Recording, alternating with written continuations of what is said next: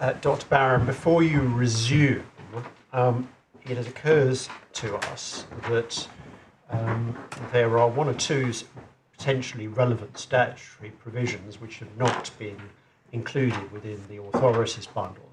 One we've touched on already, which is Section 3, and is perhaps not at the forefront of anybody's argument, but nevertheless was mentioned by the judge, and so therefore we ought to take it into account. Perhaps slightly more relevantly, we have Section 2, subsection 4A, which talks about disregarding disclosures of matter having been obtained unlawfully or in breach of confidence by any person, one, from the inventor or from any other person to whom the matter was made available in confidence, which it might be suggested implies that the inventor is a person. I'm grateful for that, my lord. I will try and weave that in when we get to that point, which won't be very far from now. In my submission, there are some other examples too. Before I do go on to the promised analysis on sections 7 and 13, there's just one short piece of context I've been asked to give you, which is to explain that there is, of course, an important distinction between inventions which relate to artificial intelligence technology, of which we have had many applications to the UKIPO, and many of those are proceeding happily, and inventions which are said to be by artificially intelligent technology, of which these are the only two applications the UKIPO has seen so far. So when it comes to talk of stifling the creativity and the work going on in that industry, we say it's important to have in mind that actually those inventions concerning technology that is AI are proceeding happily, and there are many of them. That's all I propose to say about that. And on to the statutory framework.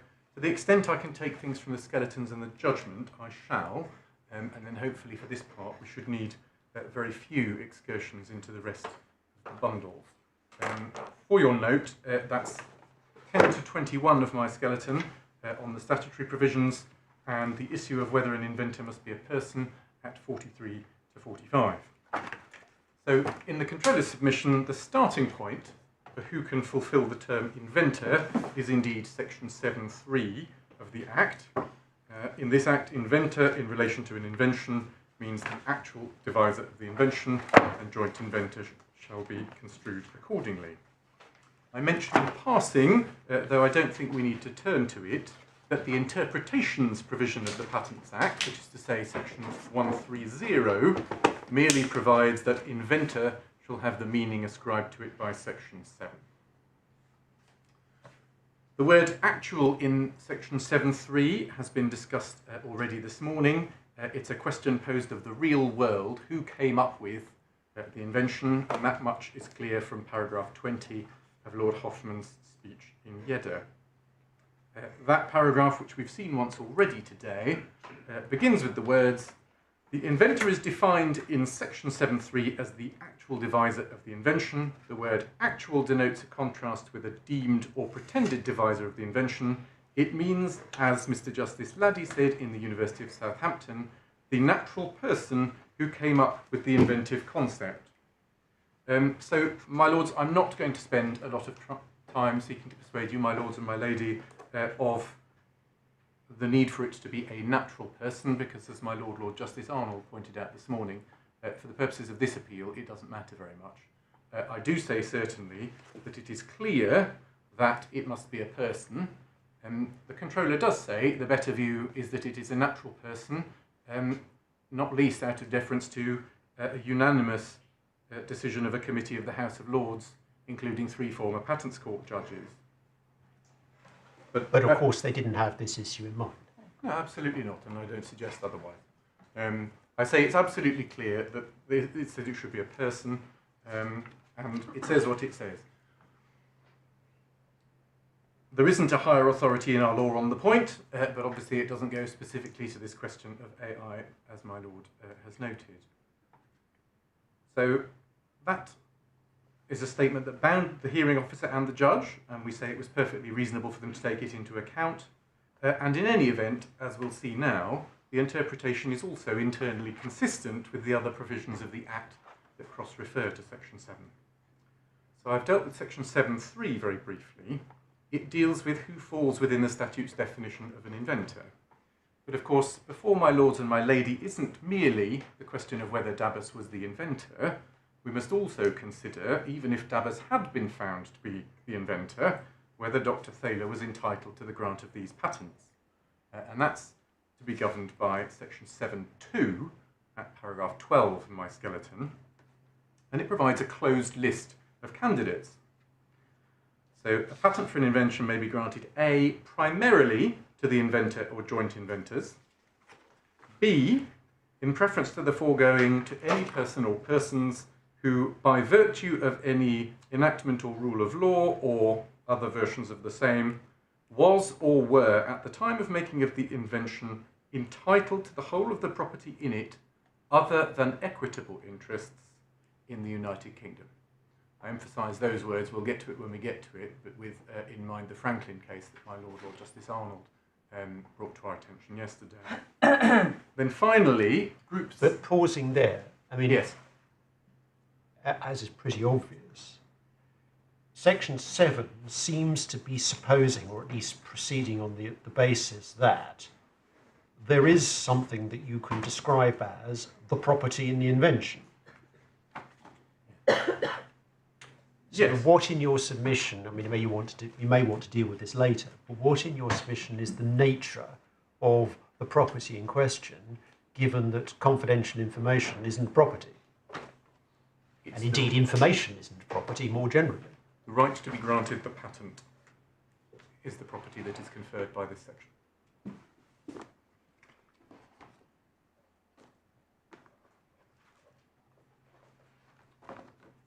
Then we get to subsection C, which isn't going to be directly germane on this appeal, it's not relied upon, but it does help us to understand, in my submission, subsections A and B, because it says, in any event, to the successor or successors in title of any person or persons mentioned in A or B above.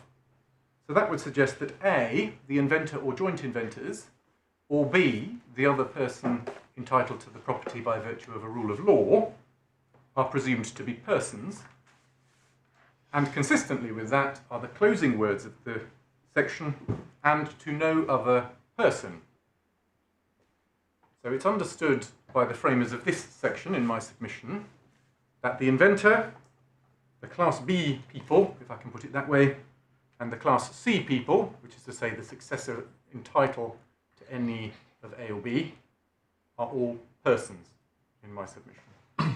Mr. Barron, you drew attention to the fact that it says any person or persons mentioned in paragraph A or B as being relevant to whether the inventor in B is a person. In A, my lord, yes. No, I know, I understand the reference to A, but I thought you said, and maybe I misunderstood you, that you also worked for B. And I was just going to point out that it doesn't have to, because B includes any person or persons anyway. But if you're not referring to B, you're only referring to A, then I understand. I was only referring to A. Certainly, if I misspoke, then I apologise. Okay, no, that's fine. Well, I probably misheard. as I understood it, your submission was that each of the three categories, A, B and C, are persons, and you get that from two places, at least. Firstly, the reference in C back to A and B as being personal persons, and also you rely on the tail piece and to no other person. That's absolutely right, my lord. That's my submission. As Lord Justice Birss correctly observes, in B, in a sense, it's redundant because B specifically says person or persons anyway. I don't quibble with that at all. Indeed.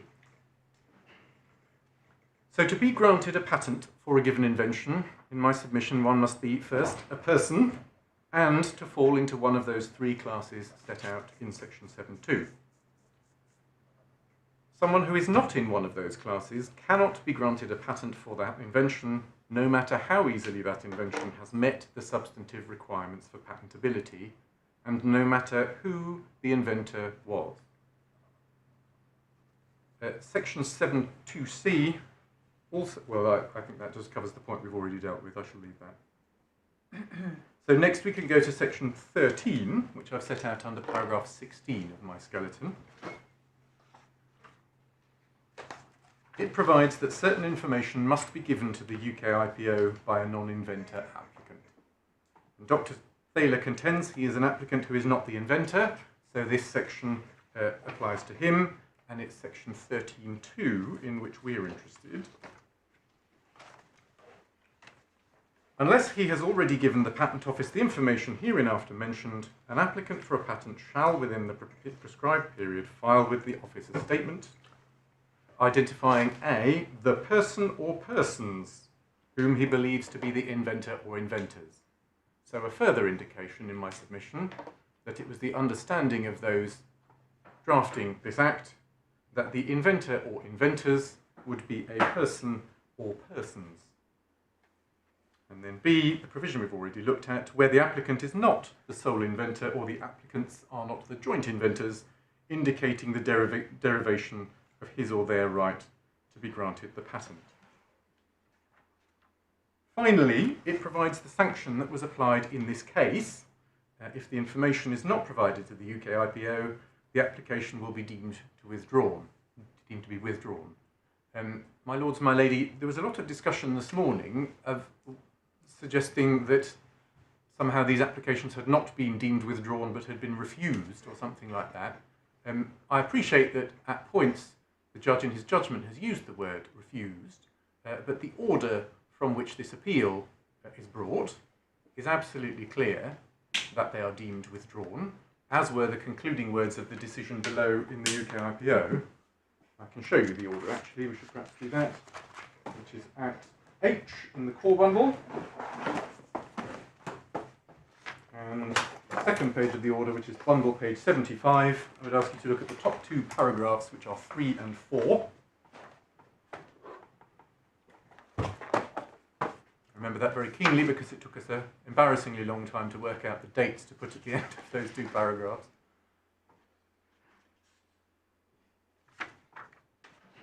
So there's no suggestion that any sanction other than the one provided for in section 13 has been applied.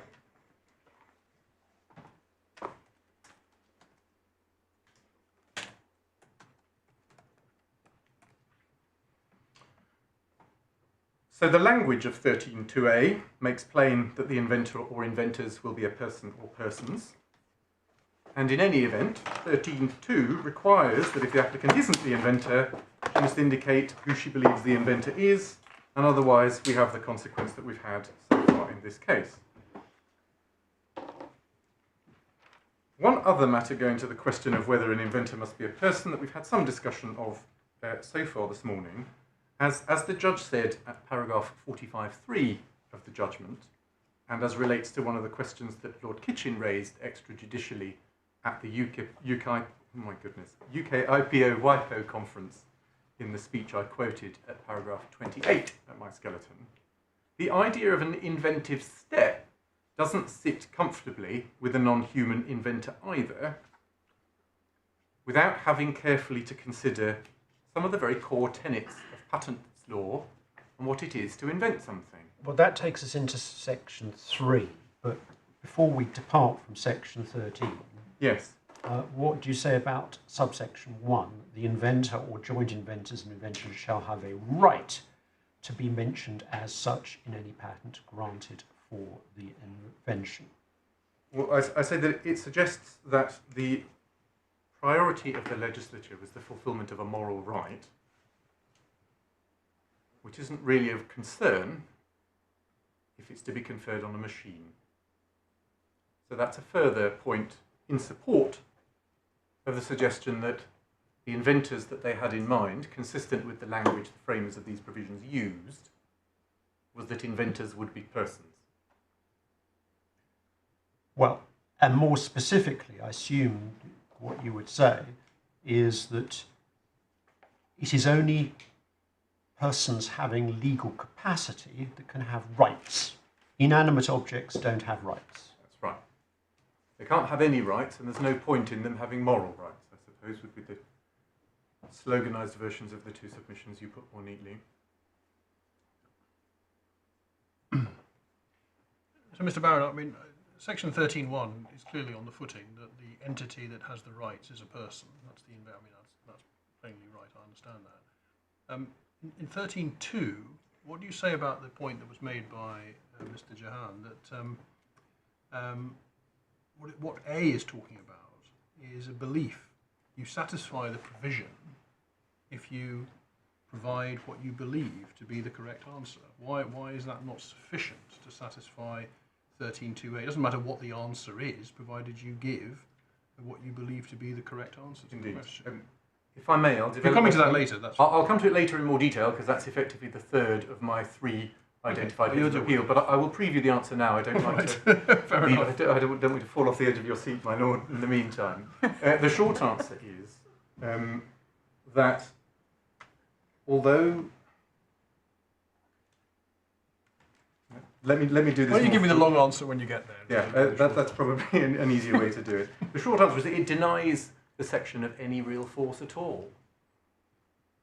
If you're going to read in the words, or any such other person as you might believe it is. But, as I say, we'll get there more properly when we get there. But and the judge made findings to this effect too. This was the same as his analysis in the judgment, which we'll look at. Was if you can get round the need to name an actual plausible inventor by just saying somebody else that you believe is the inventor, regardless of whether that's legally completely inconceivable. But what if you have a belief that a person wasn't the inventor? That no person was the inventor? Yes. I mean, is the section requiring you to do more than to identify whether or not you believe that a person was the inventor? I think the section is requiring you to identify someone who can be the inventor who was. Yes. It doesn't permit the answer, no person was the inventor. I don't think so. No, I think we say no.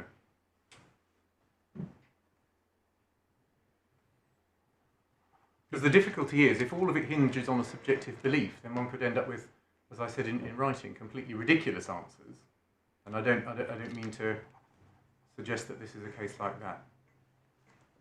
But as long as someone can say, well, I genuinely believe that this was produced by a fictitious character or my pet or something like that. It doesn't admit the answer that a fictitious person was the inventor, and it doesn't permit the answer that no person was the inventor.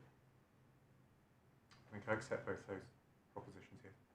But I'll develop the point in more detail when we deal with the grounds of appeal, but I didn't want to leave my lord's question hanging completely. Does it permit the answer, I don't know? What person, if any, was the inventor? I don't think it does. I don't think that indicates anything. It's an indication of who you believe the inventor is. No, in my submission, not. I also say, we've toyed with that thought experiment a few times this morning. It's a little difficult to see that it would really arise very often, that you would have no idea. As my Lord Justice Arnold suggested earlier, you might be able to say it was one of these three people, or something. It's pretty unlikely that someone would say, well, we've got an invention, but we have no idea how it got here. I don't think that's a set of facts that we can assume that Parliament was concerned to provide for when it concluded this section.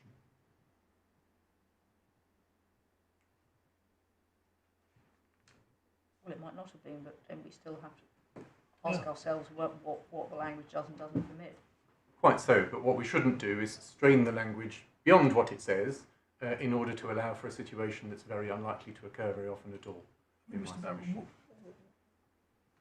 what bothers me about the extremity of the submission that you seem to have made is that what it seems to be saying is that even if someone in good faith gives the true answer to what their state of belief is, if it doesn't satisfy the criteria you're talking about, then the application itself is withdrawn. So they've done everything they could do in good faith, and well, I should make a disproportionate response. I should make absolutely clear this is a case that we consider to be that. There is no suggestion that Dr. Thaler has, in any sense, deceived the office or represented something to be his belief that is not his belief. And I don't want to give any impression that that's what the controller considers. Not in the slightest. So this is exactly the sort of case. So yes, of course, I do say that's the answer. If you, in good faith, believe that somebody is the inventor, whom the law says cannot be the inventor, then your belief is not good enough to satisfy Section 13. I do say that that's the effect of the... You say it's the same even if someone believes in their heart of hearts that Mickey Mouse made the invention. Quite so. I think that's the example I might have used in my skeleton. And I wanted to be careful to make clear that I'm not saying that to be disrespectful to my learned friend's argument or to suggest that this is a case on all fours with that. But the extremity of what's suggested by my learned friends is that all of those will be allowed in, provided, as my lord puts it, in their heart of hearts, the person filling in the form believes what may be complete nonsense. It must, to function properly, section 13 must have in it that the person indicated to be an inventor is someone who is legally capable of being considered the inventor. So someone who truly states that their belief, which is that they don't know who the inventor is, still loses. In my submission, yeah. Even though someone who lies and says the inventor was myself, when they don't believe that to be true, wins. I'm not sure it's quite fair to say that they win, my lord. Well, Certainly they at this stage, they get through this provision. At this stage where we're not making factual inquiries, yeah, that must be right, absolutely. But that's true already in terms of entitlement disputes. If you nominate someone who is absolutely, on the face of this legal issue, a natural person who's entitled to be the inventor, but you lie about who invented it, then consequences may flow from other causes of action that appear. If you've deceived the office to obtain a property right, there may be all sorts of other things outside the realm of intellectual property that come to bear as well. So, my lord, certainly, when we're not examining factual assertions, a consequence of that is that false factual assertions may not at that stage be picked up. That must be right. Okay. That doesn't mean that section 13 should be read so permissibly that any subjective belief, no matter how legally impossible, is enough.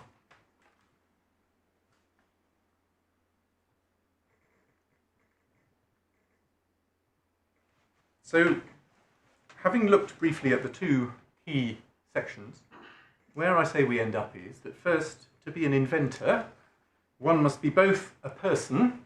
I say the better view is a natural person, but we don't need to spend a lot of time on that, and I don't propose to. And two, the actual deviser of the invention. Both of those things, and that comes from section 7.3, construed consistently with section 7.2, with help from the unanimous committee in Yedda. Second, to be granted a patent, one must be related to an inventor, a valid inventor, in one of the ways specified by section 7.2, and one must provide the name of a person or persons who invented the claimed invention pursuant to section 13. So that takes me on to dealing with the grounds of appeal, but before I do, I wanted to deal with the question that was put to me by my Lord Justice Birss just before lunch. The concern, as I understood it, was that the effect of the decisions so far and of the submissions I'm advancing on the Controller's behalf might be said to create a new ground of effective ground of revocation. We say that's not so because, I'll take you through the provisions shortly, but the short answer is there would be no person with standing who would bring that revocation action. That is because, and I apologise that these sections aren't in the authorities bundle because I hadn't foreseen this question, but section 37 allows someone to challenge entitlement to a patent, but standing is conferred, if I can use that term, by that section on any person having or claiming a proprietary right in the invention. And then section 72 provides an exhaustive list of grounds for revocation, and 72(1)(b) is the one that provides for revocation on the ground that the patent was granted to a person who was not entitled to be granted that patent. Section 72(2) provides that such a revocation pursuant to 72(1)(b) may be brought only by a person found by the court to be entitled to grant. So in the posited situation my Lord Justice Birss was worried about, where a third party comes along and says, oh, actually, Dr. Thaler was wrong to nominate himself he didn't do it, all he did was switch the machine on, and all of the coming up with the invention was done by the machine, that third party would not be a person with standing either to start the revocation action or to commence entitlement proceedings. So there is no... I'm not sure if this is the same point you're making or whether it's a different point, but wrong inventor is not a ground of revocation. No, that's right. Yes, I say, first of all, the grounds of revocation are clear. 72(1)(b) is the ground on the basis that it's been granted to the wrong person. And that can only be brought by a person found to have a right themselves. I say also, by the by, they can't bring entitlement proceedings either.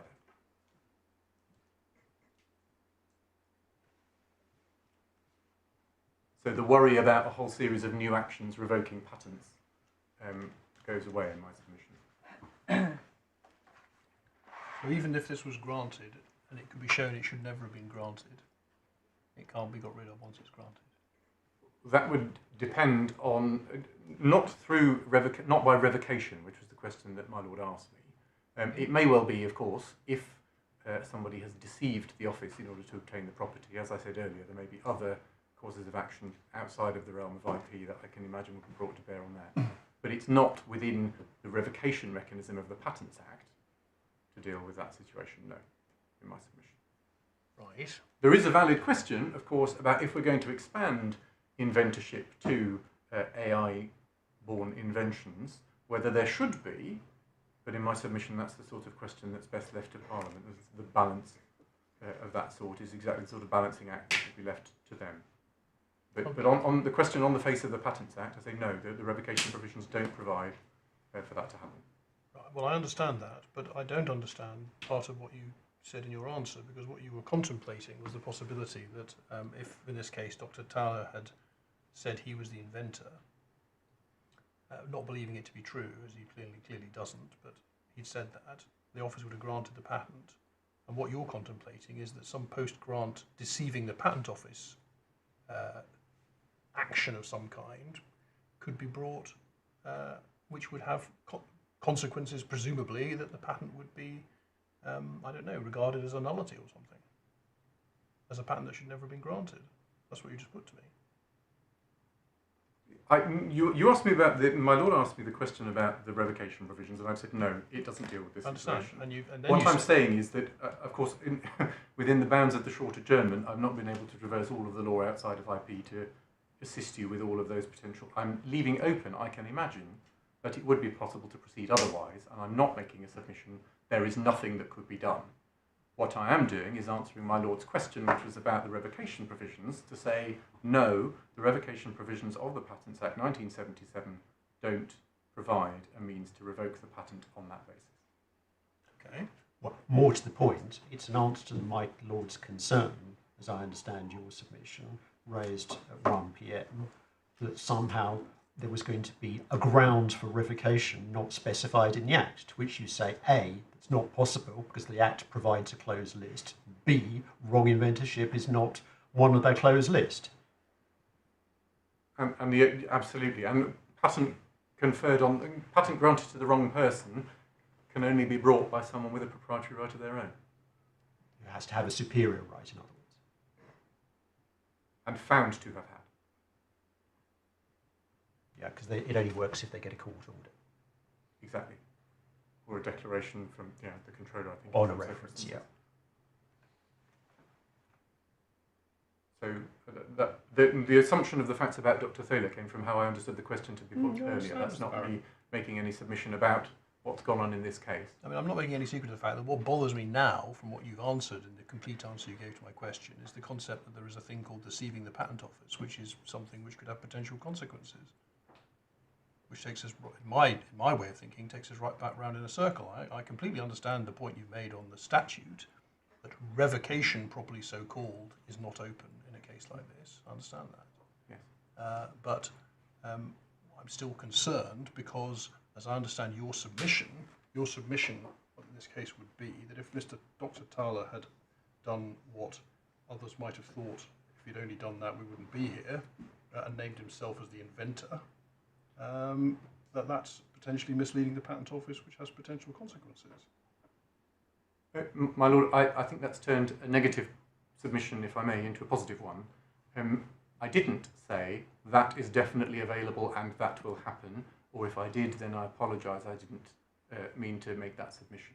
The submission I'm making is that, in answer to your question, no, the revocation provisions of the Patents Act don't provide a mechanism for this. Mm-hmm. I am not by that meaning to say that any other mechanism at law that might apply on the facts of a given case is also excluded. There may be, if there has been some fraud, that may lead to other consequences, in any case, on a particular set of facts. If that is so before this case, it will remain so after this case. But that's all academic, because those are not the facts we're concerned with. That's certainly We're concerned with a case where Dr. Thaler says he's the applicant, he doesn't claim to be the inventor, and that's not contested. That's certainly right, my Lord, but I have to engage with the question that's put to me, which is all I was seeking to do on these additional facts that were put to me as a suggestion before lunch. So that the Patents Act doesn't provide a revocation mechanism. I don't, by that submission, say there is nothing else in law which could possibly come to bear on a particular set of facts. That's as high as I put it. I'm absolutely not making a positive submission that I consider there is a particular cause of action which applies in this or in any other hypothetical case.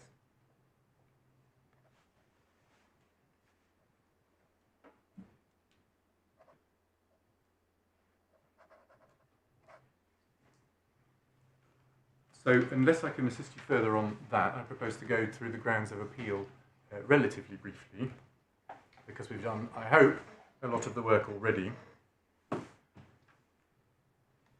Since the grounds of appeal are expressed in quite a large number of numbered paragraphs, not each of which is actually a ground of appeal, but some of them are sort of supporting remarks and facts and so on, I'm going to take the grounds as being threefold. Before you get on to that, there's Yes. an aspect of your written submissions which you haven't yet touched upon, which is certainly of interest to me, which is the relevance of the European Patent Convention, particularly since we have the benefit of the provisional view. It is only a provisional view, because they haven't had the oral hearing yet, but the provisional view of the Legal Board of Appeal that the EPC is not complied with, because under the EPC, the inventor must be a person having legal capacity.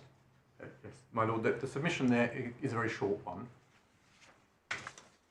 I do not rely on the reasoning of the European Patent Office, not least because it's provisional, but also because it's applying a different body of law from that which my Lords are applying. Nevertheless, I do say it's appropriate to have regard to the result and to have in mind that since this is an internationally cooperative system of patent granting authorities, it is desirable that we function broadly in sync with one another, notwithstanding that the provisions in the Act that go to inventorship aren't ones that are specifically called out by section 130 sub 7 as ones which must be interpreted so as to be in the closest possible conformity with the CPC and the EPC. That's the point that my Lord Justice Arnold made at first instance in the Abbott and Medinol case, which is also in the authorities bundle. We don't need to turn to it, but I will tell you which paragraphs it is that I rely on. So it's tab 11 of the authorities bundle, paragraphs 67 and 68, where the short point was, even though this isn't one where the statute mandates I must construe it so as to conform with the EPC, it is desirable that we work in step, and it's therefore desirable that we have regard to what they're doing. And that's as high as I put the submission in this case. I'm certainly not going to say that you should just adopt things that are in the EPO's decisions because they're in the EPO's decisions any more than I can. I'm not going to, that's not the submission I'm making. Well, obviously not, but what do you say about Article 60 EPC and Article 62?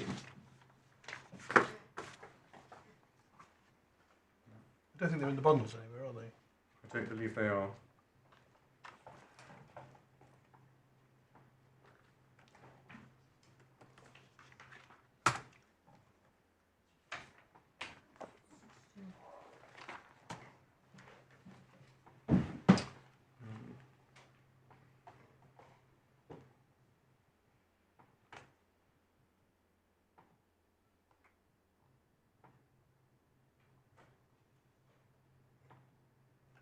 I don't think there's anything in Article 60 or 62 on the face of it that changes any of the submissions I'm making about the Patents Act, if I can put it that way.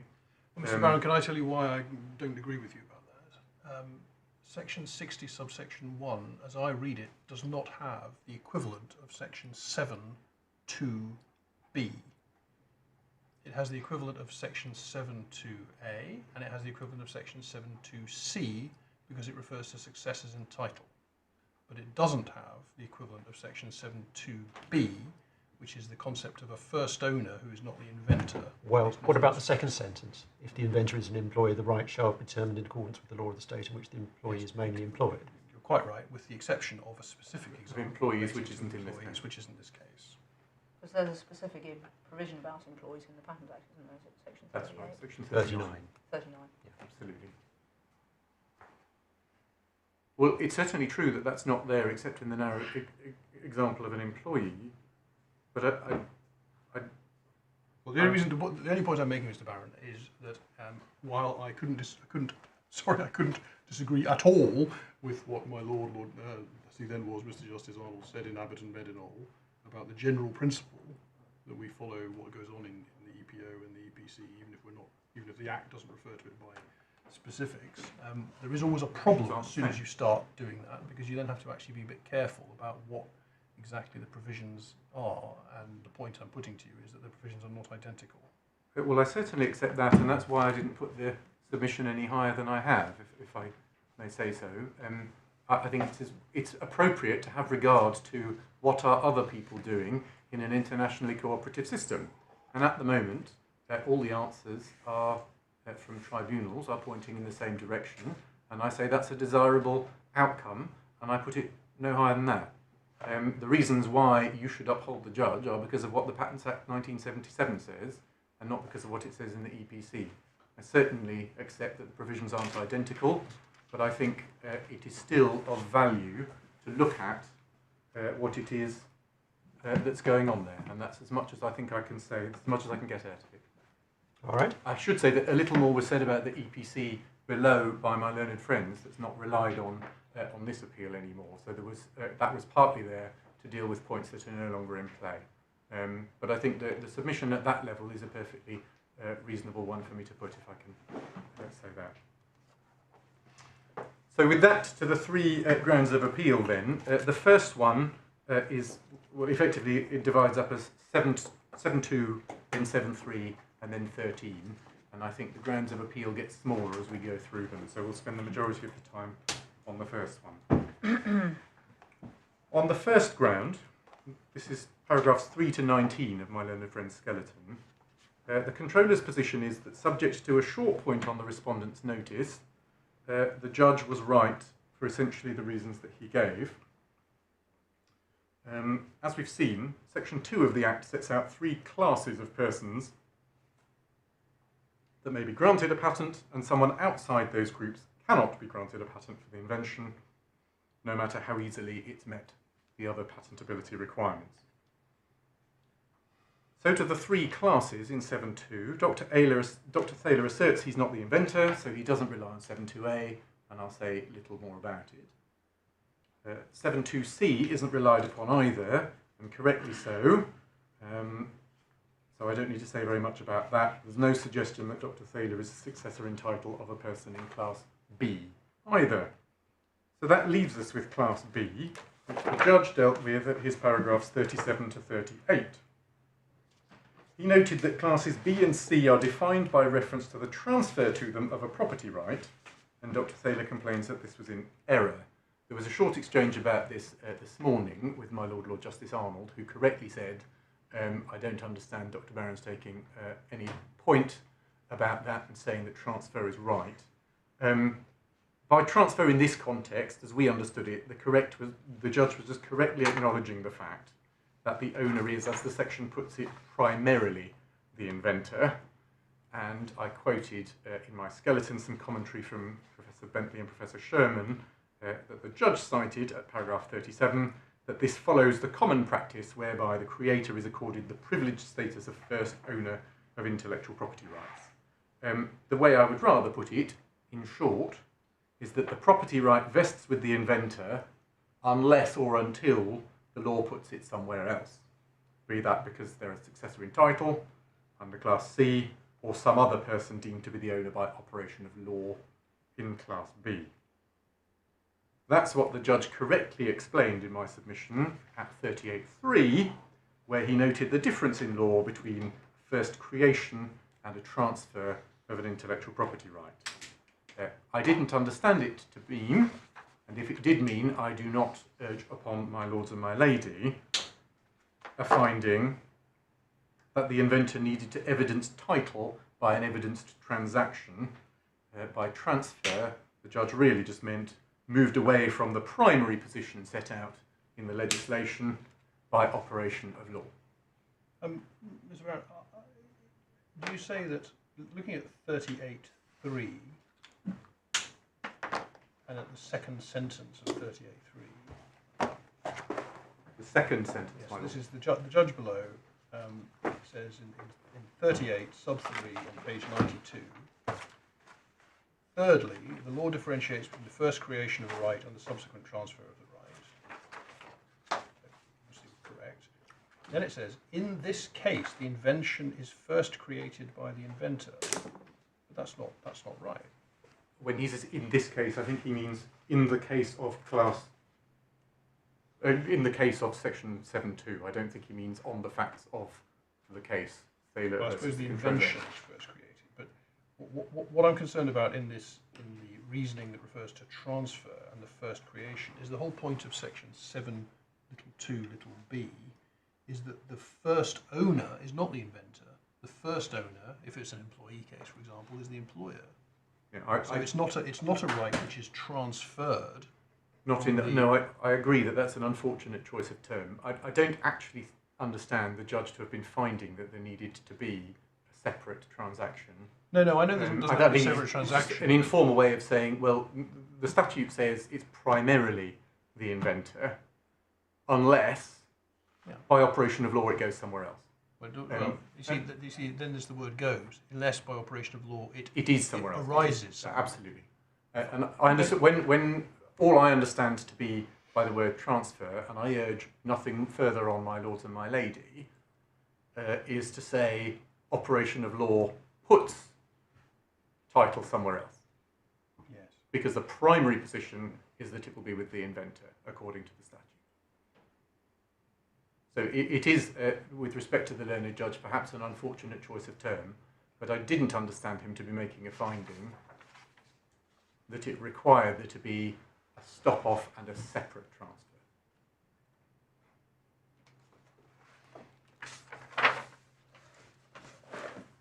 In this connection, the judge was correct to refer to Lord Hoffman's words at paragraphs 18 and 19 in his, 19, excuse me, in his speech at Gedda, and I would urge can we just look at that very briefly? We've seen some of this already, of course. Tab 12 of the Authorities Bundle, page 110.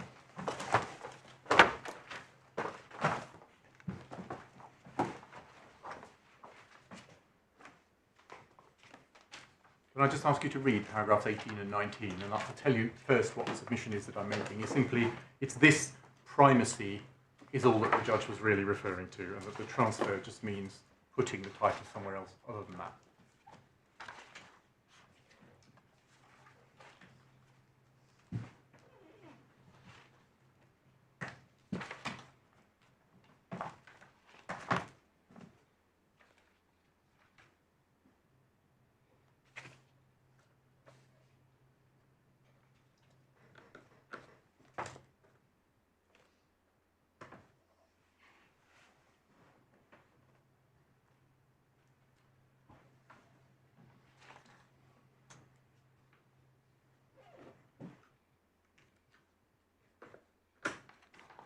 So Lord Hoffman, in short, is saying the starting point for the analysis is who's the inventor, and then is the person one of these other categories of persons related to the inventor. And that's all that I say that the transfer goes to. Did the law put it somewhere else?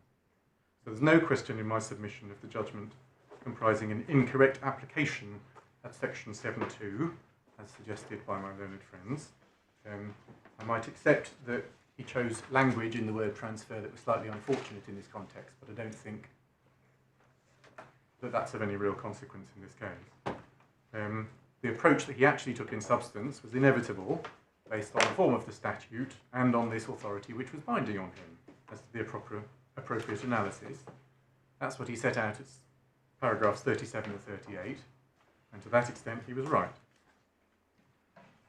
And the real problem, as we discovered this morning, is that Dr. Thaler hasn't, with any specificity, been able to identify a rule of law that operates to do what section 7.2b requires, namely to mean that Dr. Thaler was, at the time of the making of the invention, entitled to the whole of the property in the invention other than equitable interests.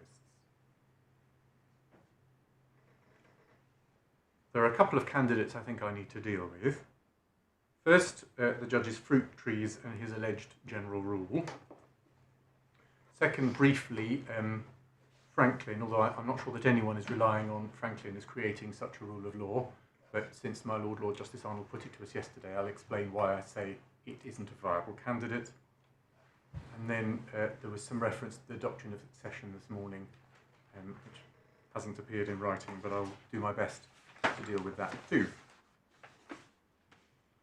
Short answer is I will say none of these candidates does what section 7.2b requires. So first, the fruit tree analogy. The process of a tree bearing fruit isn't properly analogous with an artificially intelligent process of alleged invention. Trees bear fruit by their nature as trees.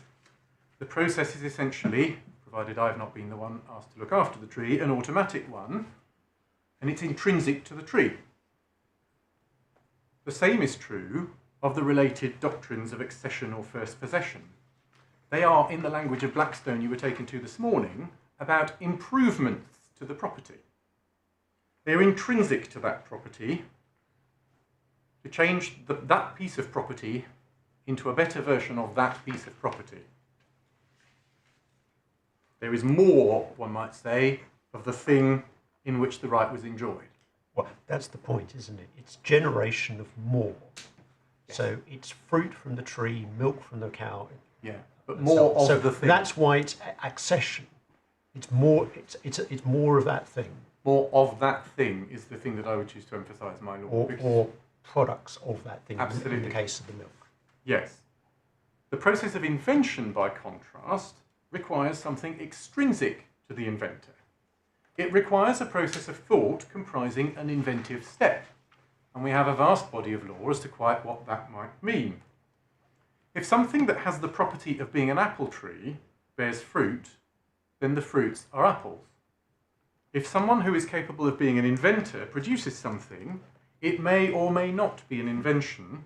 We must look to see whether there is that extrinsic inventive step. Well, that seems to be confusing an invention and a patentable invention. So whether it's patentable is clearly a distinct question from whether it's an invention. That must be right, yes. But I say the doctrine of accession doesn't work as an analogy, because to be a patentable invention, there has to be an inventive step that's separate from the property right that existed in the first. So the inventive step doesn't have to have been taken subjectively by the inventor. There's nowhere in the law where you find anything like that. So I'm afraid I don't at the moment agree with the point you're putting. That doesn't mean that I'm saying anything about the analogy itself, but the justification you're giving at the moment doesn't make sense to me. Well, the short point is it's not an invention. An invention by an AI, which is the facts that you're asked to consider, is not an improvement to the AI. It doesn't generate more of the AI. It doesn't generate better AI. It generates a separate property, an invention. That's why the fruit tree analogy doesn't work.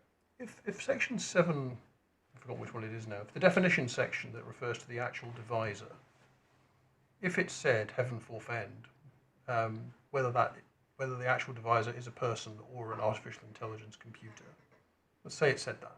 Yes. I appreciate, don't worry, it No, doesn't. of course. Let's say it said that.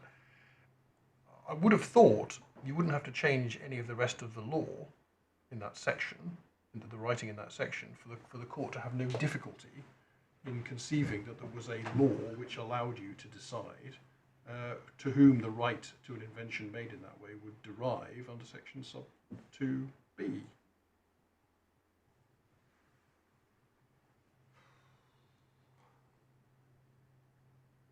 I'm still not clear what the rule of law. Well, I mean, there isn't a rule of law today because no one's had a problem before. My lord is suggesting that the courts would invent one.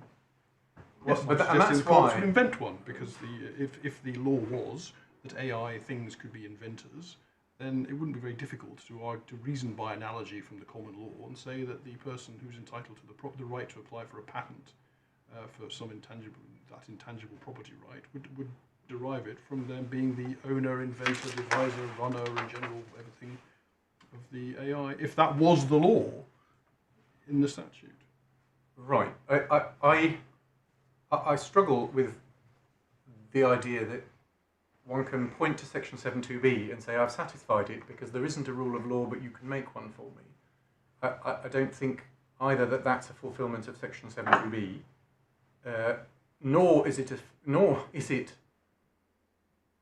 desirable for the reasons I started with, which is why this was important background in my submission before we approached the statute, in saying that particularly in the present context where there is a consultation going on involving a wide variety of linked bodies, it would be unfortunate for the courts to legislate in this way.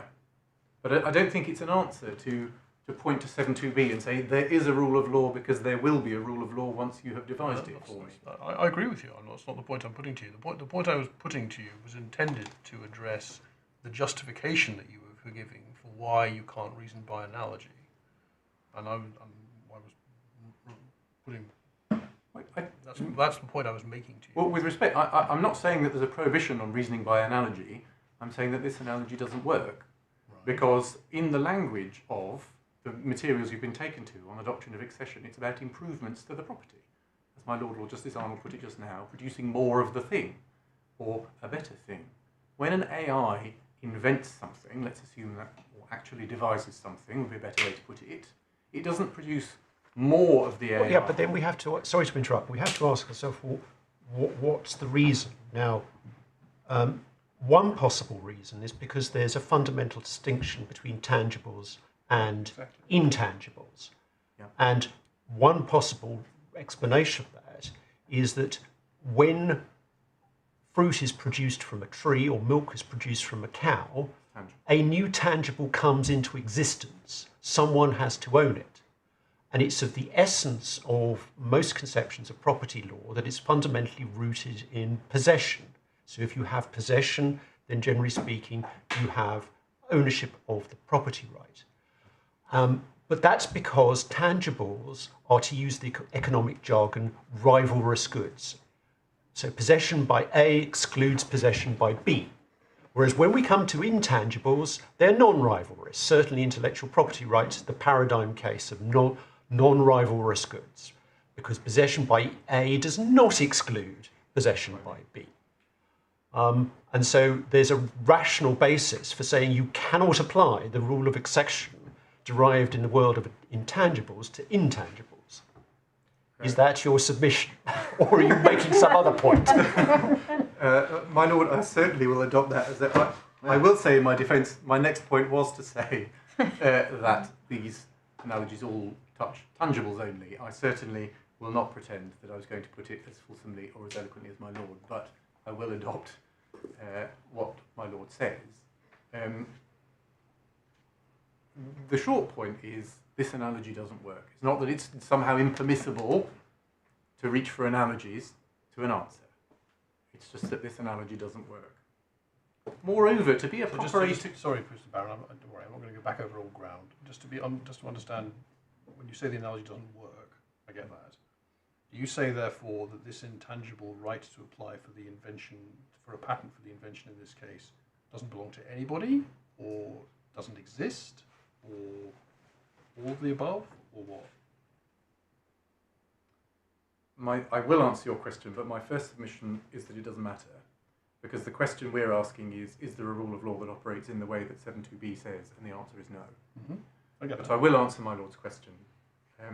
I think that right doesn't belong to anybody on the facts of this case, is my submission. Okay, thank you. And given that the person that's denied it is an AI, I don't think that's something we should assume that Parliament... Well, there's a so, limit so to in that, other but I'm words, just the, not going the to... proposition that an inanimate object can't own anything is not surprising. No, No. that's as high Doesn't as... have legal capacity. Right. That's as high as I can put it. So I am aware I need to make a bit of progress on this ground of appeal now, because I don't have terribly long. To be an aid to construction properly, a rule needs to be truly general, or at least substantially universal. So if X substantially always includes or leads to Y, that helps us, because if the statute says X, we can reasonably interpret it as X and therefore almost certainly Y. But where the rule isn't universal, if X then sometimes Y but sometimes not Y, then it doesn't help us. Because then, when we read X in the statute, we don't know, without more, whether to imply in the therefore Y or the therefore not Y. And that's a further problem with some of these analogies. They're not properly universal. It certainly is true in the case of apple trees that the owner owns the apple. It's not the case that the owner of the camera owns copyrighting the photograph. So this rule isn't sometimes Y, sometimes not Y. And so this alleged general rule, precisely because it isn't general, couldn't assist properly the judge in interpreting the statute.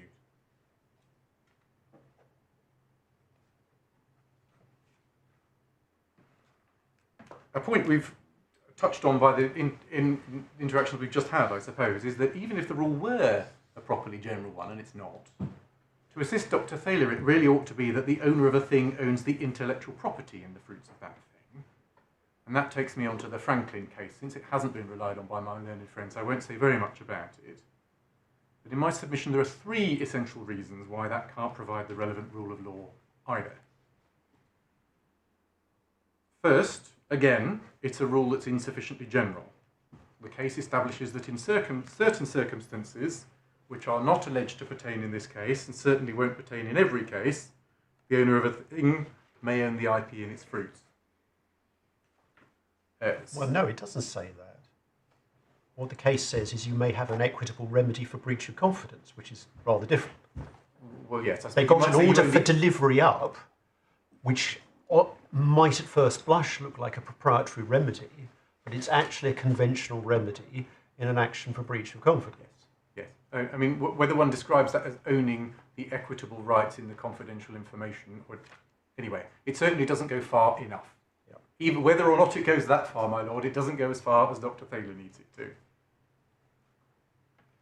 Second, as I say, the analogy isn't a perfect one because the process of fruiting isn't analogous to the process of invention.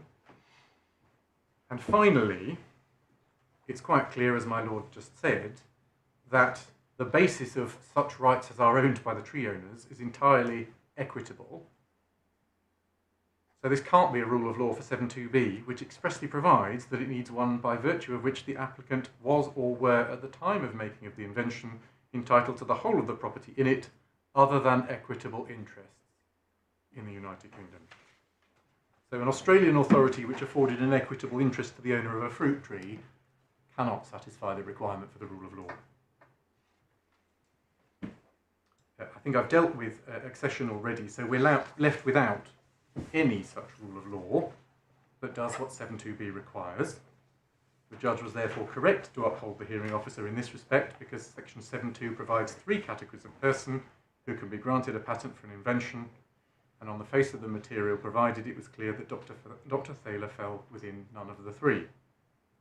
On that basis alone, even if Dabbers were properly to be regarded as the inventor of the invention, in each patent application, as to which you've heard my submissions already, Dr. Thaler wasn't entitled to be granted a patent for them. So that ground of appeal, and therefore the appeal as a whole, in my submission, should be dismissed on that basis. So that takes me to the second ground, section 7.3. There's a central difficulty with this ground of appeal in my submission. In the controller's view, it's aimed at something of a straw man. There is no requirement of patentability added by section 7.3, and as to that, there is no dispute. But the problem is, I don't think anyone's ever suggested otherwise. Patentability is a property of an invention. Is it novel? Is it sufficiently disclosed? Does it fall outside the excluded statutory categories of subject matter? Those are questions which go to patentability. And there is no dispute in this case about the substantive patentability of the inventions, the subject of these two patents. But the problem is that each of the two patents wasn't made, two applications wasn't made by a person with the right to be granted the respective patent. Properties of a person, not an invention. Nothing to do with patentability. What Dr. Thaler's position appears to be is that only the statutory patentability requirements, novelty, obviousness, and so on, only those may stand in the way of the applicant getting his or her property right. But we know that's not right, because formality requirements can be fatal too. I gave the example in writing of a designation fee, in default of which the same sanction flows as in this case. The application is deemed withdrawn. That doesn't mean the levying of a designation fee is a substantive requirement of patentability. It's a formality rule, the levying of a fee. But failure to comply can mean the end of the patentee's right, and there's nothing wrong in that. Dr. Thaler starts on this ground from the submission that the judge was wrong to find that the inventor must be a person. I've already dealt with that and I'm not going to repeat myself. Then contends at paragraph 22 of Skeleton Argument that the learned judge's finding about the construction of section 7 is inconsistent with the Act as well as with Strasbourg Agreement, TRIPS and the EPC. The same words are found in the grounds of appeal. No provision of any of those instruments has ever been identified. So there's not very much assistance I can give you. The grounds do then elaborate on the point by saying that deeming an invention to be unpatentable because of the nature of the inventor constitutes a substantive requirement to patentability and represents an exclusion from patentability not provided for in the Act. But that's fallacious for the reasons I've just given. There's no substantive requirement of patentability here that's been applied at all. It's a formality rule. It's certainly true that inventorship and ownership aren't the same thing, but that doesn't really advance Dr. Thaler's case.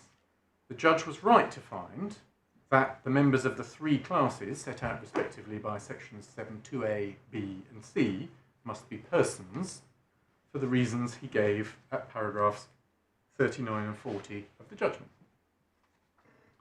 First, the default position set out in the Act is that the inventor will also own the rights in the invention as the judge correctly held. That's why the word primarily is there, and we've been through that. But there is something of a tension on Dr. Thaler's approach, whereby the primary position is that the inventor is the owner of the patent, but that inventors could also be non-owners who can't own property, as the judge noted at 40 subsection 1, subparagraph 1. That's a further reason why this construction is unlike. For the reasons also given by the judge at paragraph 40 sub 2, the grantee or holder of a patent must be a person. I'm not going to try and improve on those. I say that we stand by the reasons he gave. In addition, we have the point that I took my lords and my lady to earlier, that section 7.2c and the tailpiece of section 7.2 make clear that those set out in 7.2a and 7.2b are both persons.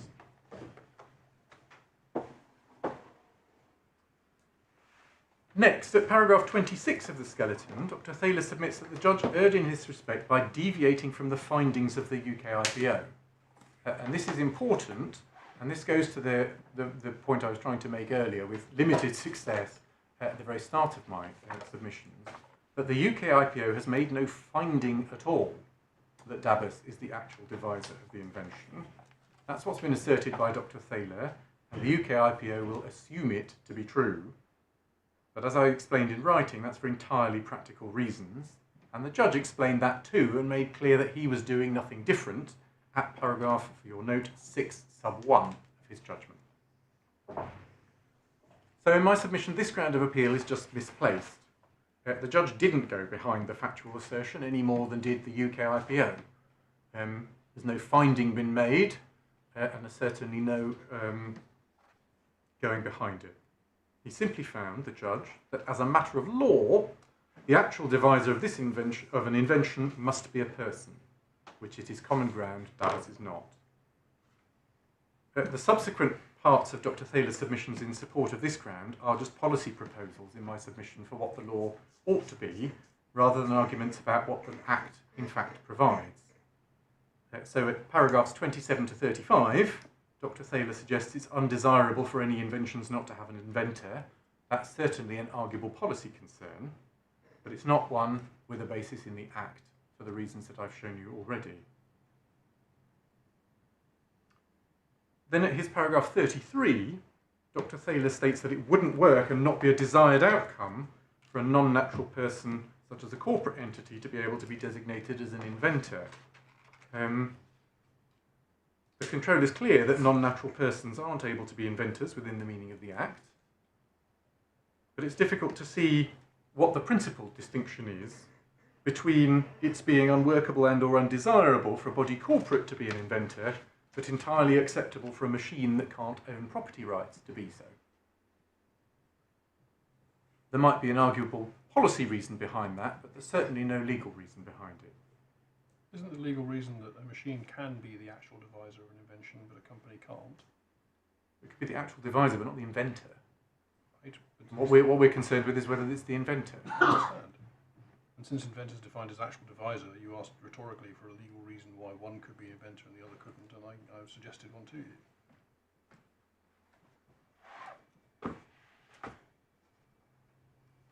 But one could equally say the inventor is primarily the owner of the patent, and one can be an owner and the other one can't. So one can be an owner and the other one can be an actual deviser. So I'm afraid I don't see that submission points in one direction more than it does in the other.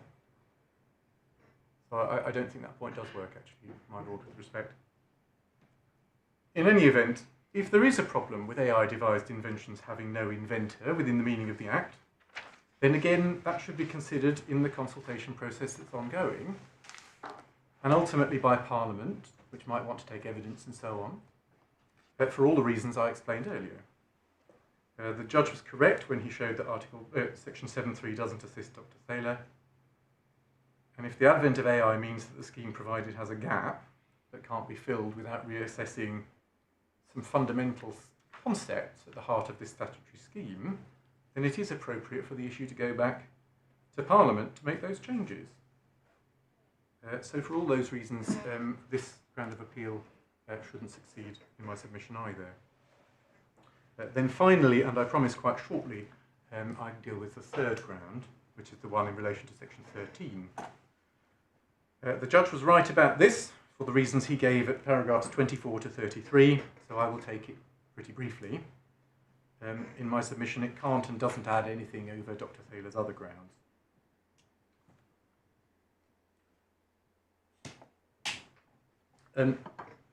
A fair bit of time was spent this morning on trying to characterise Section 13 and say, well, is it substantive or is it formal? Or is it, I'm not sure that really advances matters very much, because the characterisation one gives it as a whole wouldn't then justify omitting words that are there, or we should just read the provision rather than trying too carefully to characterise it in my submission.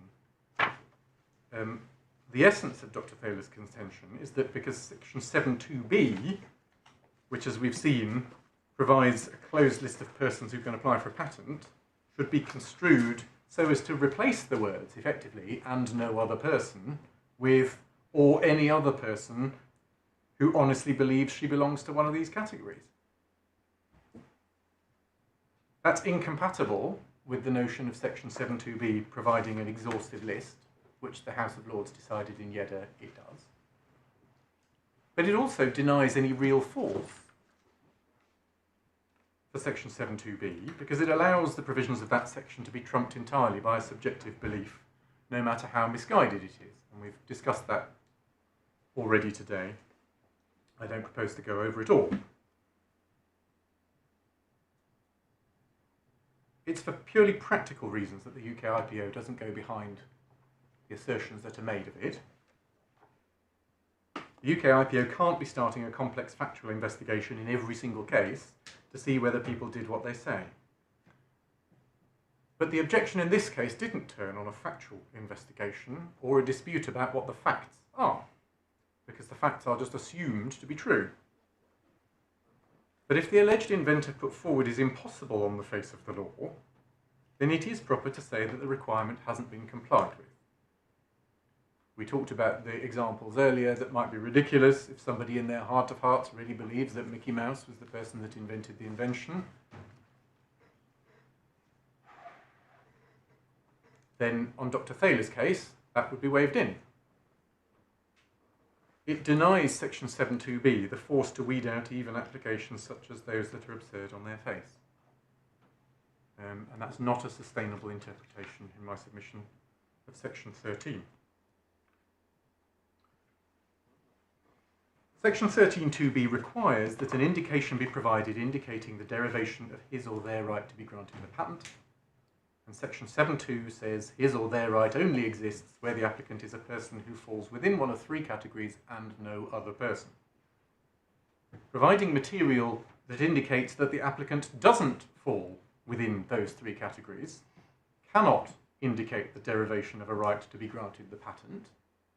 Rather, it indicates the lack of a right to be granted the patent, and that doesn't satisfy section 13.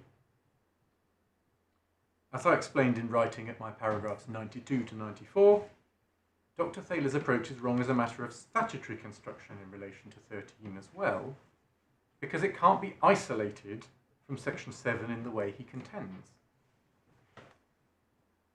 The final point that Dr. Thaler prayed in aid was that the Legal Board of Appeal of the EPO had posed some questions that he considered not inconsistent with his case. As to that, first, they're before the EPO considering a different body of law, with the ramifications of that we discussed earlier. Second, they were advanced in that document as unanswered questions, so they didn't really advance anybody's position. And third, the Legal Board has since published its preliminary view that those questions aren't to be resolved in Dr. Thaler's favour, and that AI inventorship shouldn't be recognised under the EPC. So on this ground as well, the hearing officer and the judge correctly found there was no inventor for section 7, because the actual divisor put forward wasn't a person that satisfied it.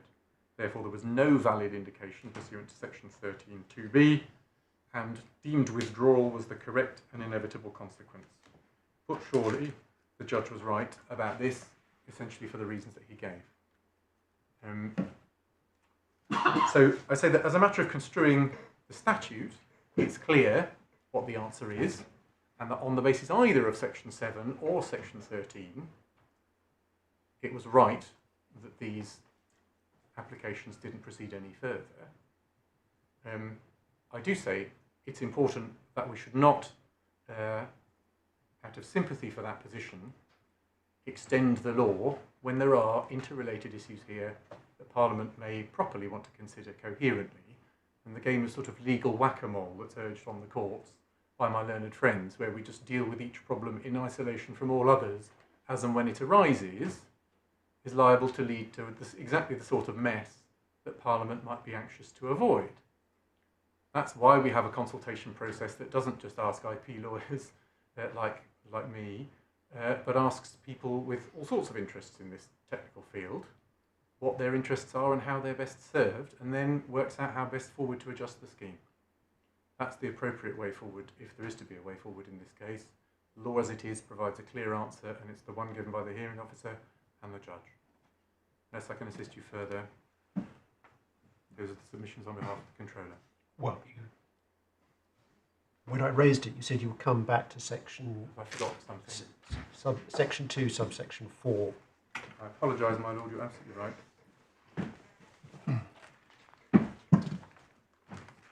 I'm not sure there's an awful lot for me to say about my agreement with the suggestion that was put to me, that it's a further piece in support of the construction I'm advancing, that it should be a person.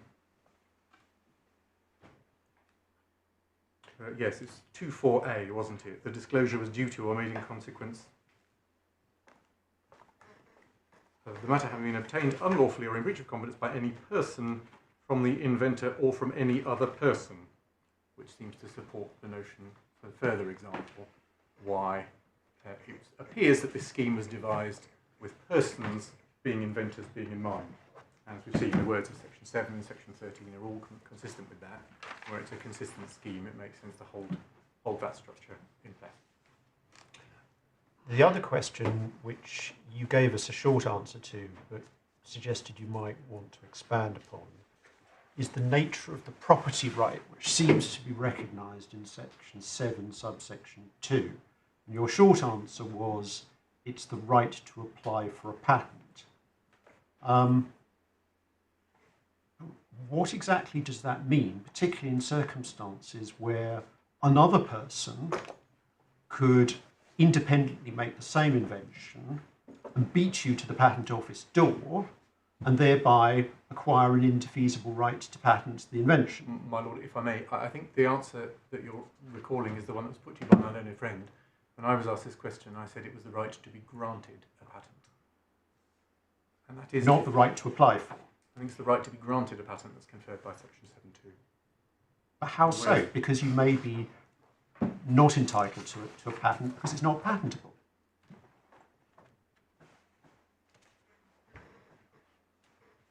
We have to distinguish between the invention and the patentable invention. So what's the nature of the property right? It must be the ability to apply for a patent. That must be right. But in what sense is that property?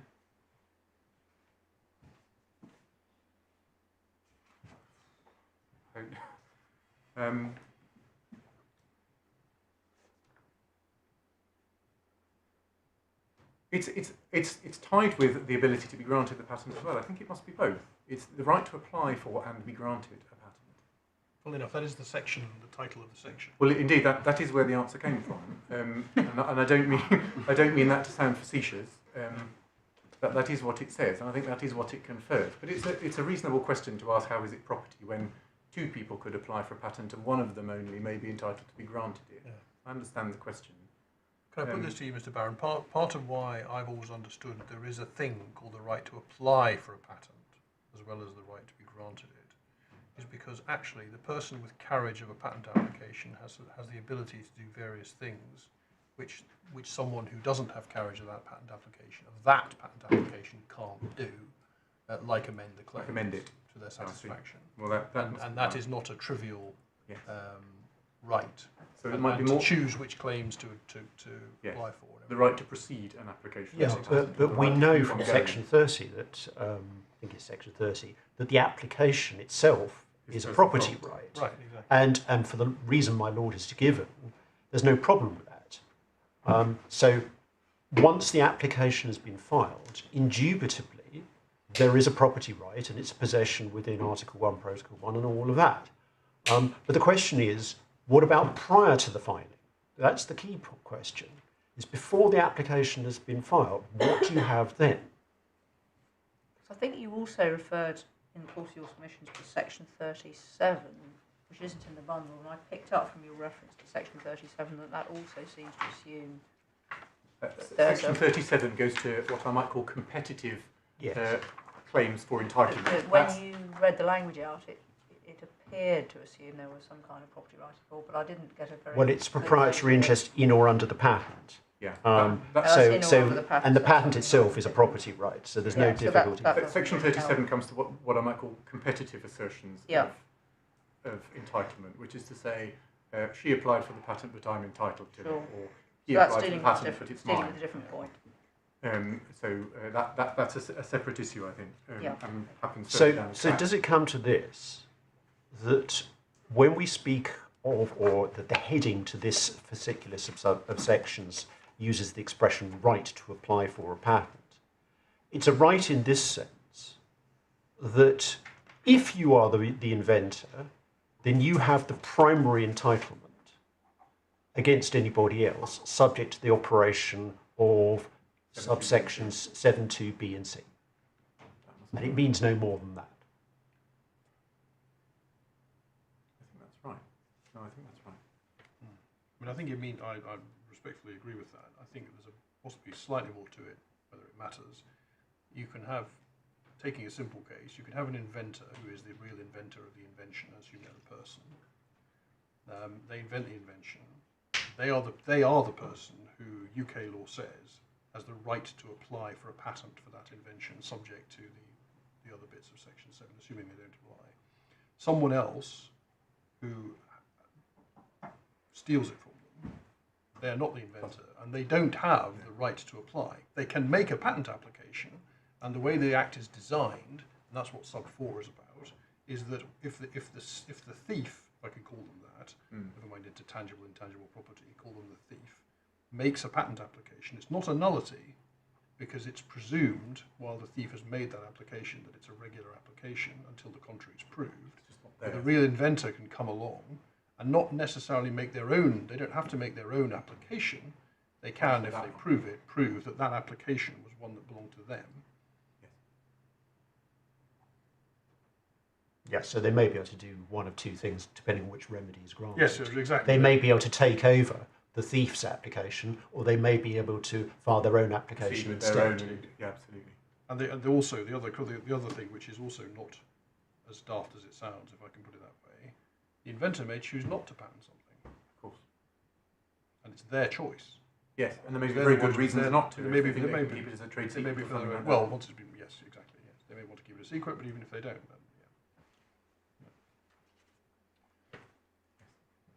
yeah. If my lord will forgive me, I've got one question I want to ask you, Mr. Barron. Can I just be absolutely clear? As I understand it, the only ground on which this application has failed, I'm trying to use a neutral term deliberately, is the Section 13 deemed withdrawal ground. Yes, that's right. It's certainly right that there is no quibble about the substantive patentability. No, I wasn't really Right. alluding No, to I that. think I mean, that's but right. in terms of the legal consequences of the inventor not being a person, the legal consequence which causes these two It's the one applications to arising in fail Section is the deemed withdrawal, Yes, and that's that's why the order has the form it does. Yes, Yes, and that's that the is only right. legal consequence that brings Yes. about that terminates these applications. Yes, and I did promise I would show you the very end of the decision below, which also makes clear it was a deemed withdrawal there, because there was some suggestion that they'd been refused rather than deemed withdrawn, and that's not right. I think it's K, isn't it? The decision below, yes. For bundle K, I'd like you to turn to bundle page 110, paragraph 30, the conclusion. And if you look at the last sentence, the applications shall be taken to be withdrawn at the expiry of the 16-month period specified by Rule 10.3. So the notion that something other than the sanction provided for by Section 13 was meted out, I'm afraid is not right. Just pursuing my lord's question, he says Dabbas is not a person as envisaged by sections 7 and 13, and so cannot be considered an inventor. And then he says no satisfactory derivation of right has been provided. So one might have read that as saying that the basis for withdrawal is both non-compliance with Section 7 and non-compliance with Section 13. But Section 7 doesn't oblige you to do anything. It merely tells you about certain categories of person.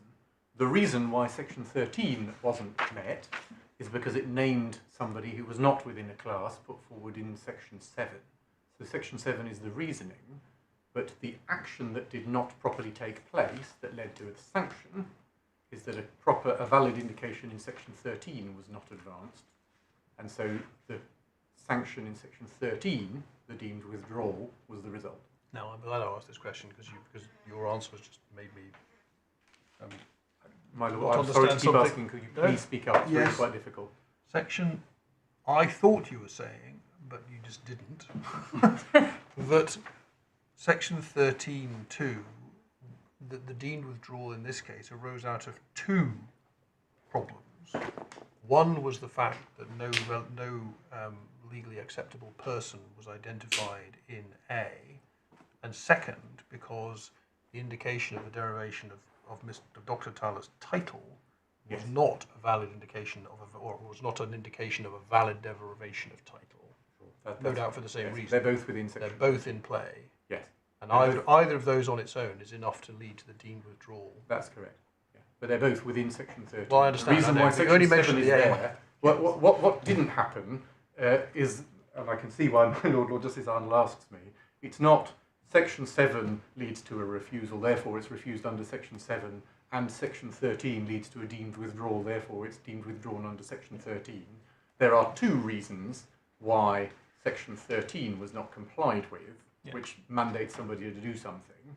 Section 7 provides the reason why section 13 wasn't complied with. It doesn't provide some other step that was not properly taken. Thank you. I hope that's clearer than my first attempt. My lords, my lady, unless I can assist you further, those are the submissions of Mrs. Comptroller. Thank you. Yes, Mrs. Gia.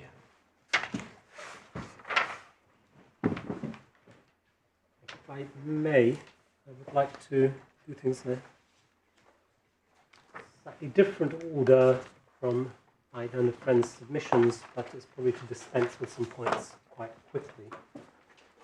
If I could refer you to the decision under appeals, that's at full bundle I, at page 96.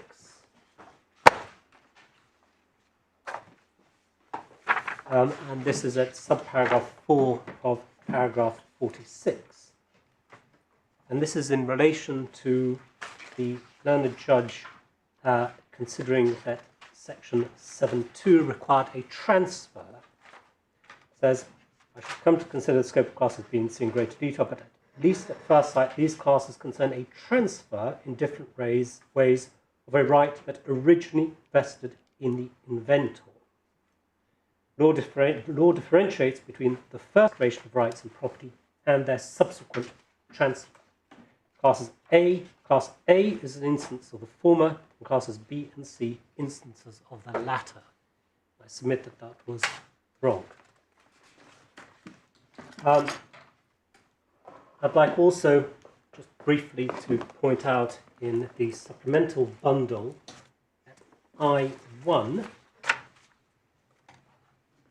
page 199. So the last paragraph bridges, which internal pages 16 and 17. And this is relating to the mention of the inventor. This is in the travaux préparatoires to the EPC. I'm sorry, I've lost your reference, Mr. Jan. Oh, sorry, it is supplemental bundle I1, page 199. Thank you. Okay, the last paragraph, these proposals were not supported by other organisations which generally speaking considered that it would not be desirable to make the mention of the inventor a substantial condition for the grant of patents, since no such condition was laid down in the Strasbourg Convention. My learned friend referred you very briefly to the preliminary opinion of the Legal Board of Appeal of the European Patent Office. This follows the questions that it raised, or it posed to the President, who had asked to comment on the case. The preliminary opinion is against Dr. Thaler only for the reason that Dr. Thaler so far has not submitted a request, or an auxiliary request, removing Dabus as the named inventor. And Dr. Thaler does plan to file such an auxiliary request, so no inventor shall be named. That obviously... Well, why would that be an answer to the preliminary opinion? Because the preliminary opinion says you need an inventor which has legal capacity. It asks And questions. if you've got no inventor, then ex hypothesi, there's no one with legal capacity. Absolutely. Well, yeah, indeed. What depending on what we need, what we understand by the term inventor. But the point really is that it has not been decided. It is a question that is open. The Legal Board of Appeal has raised certain questions, and they remain open. I'd like to comment also just briefly on the fact that my learned friend on a couple of occasions has referred to the office apparently not investigating the issue of inventorship.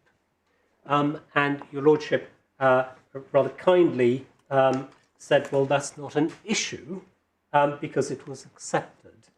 And indeed, the premise, the starting point, as I've already pointed out, was in the decision of the controller. So this is at K in the core bundle at page 107, paragraph 15.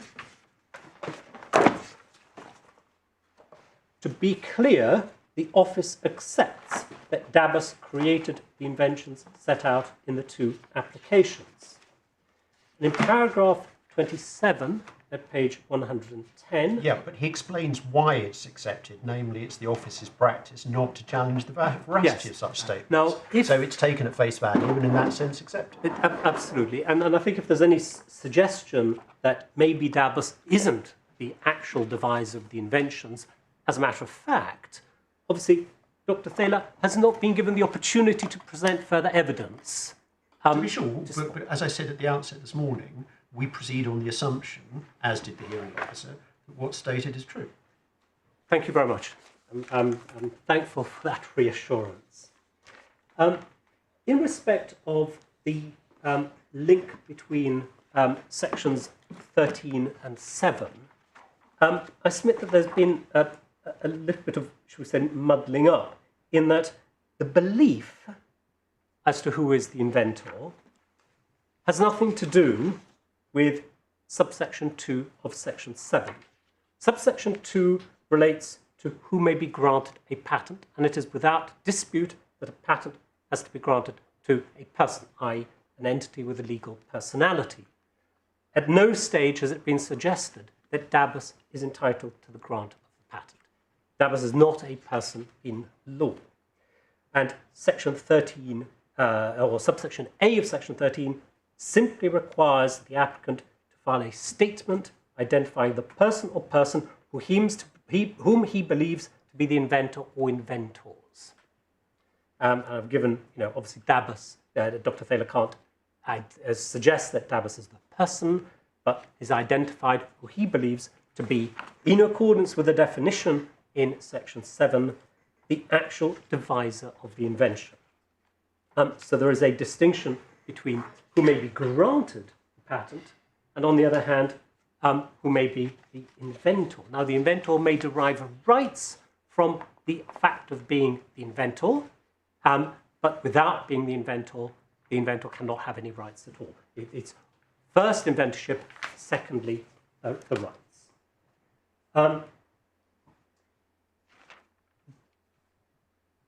There was a point made that in respect of actually the Act itself is the issue of what if an applicant deceives the office, puts the name of a person down, they've got no right to the invention, they get granted a patent. The Act itself does not provide a mechanism by which the effect and validity of that patent can be challenged. It can be challenged by somebody who has the right, and my learned friend has taken you carefully through those. But the office can't do anything, and it's a point that is of great relevance. And what it suggests, what it indicates, is a procedural part of this section.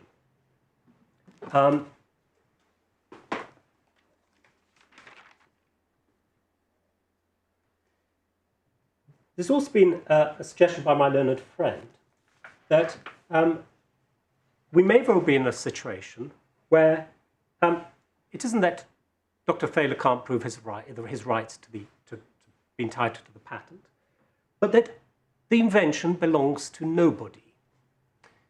I submit that that is actually quite a step further than was ever contemplated in the Patents Act.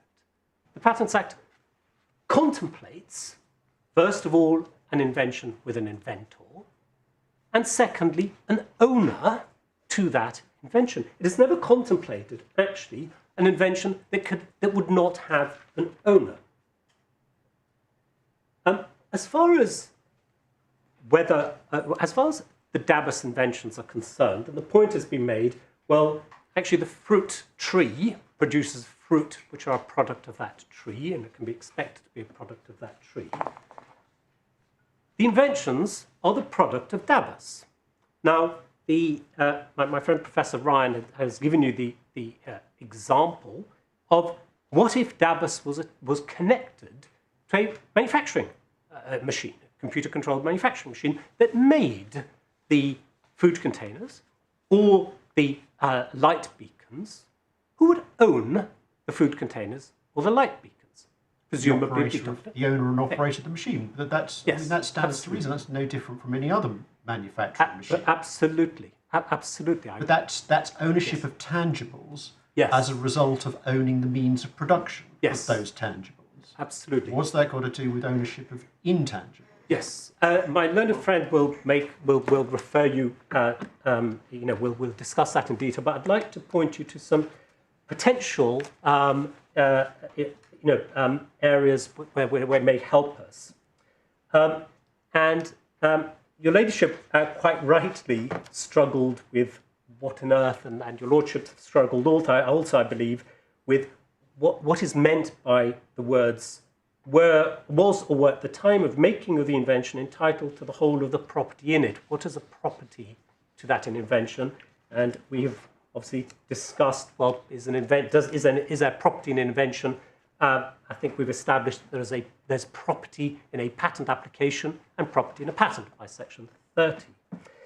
If I may refer again to Lord Hoffman and Yeda, and in particular at paragraph 108, and this is a citation from Markham Corp.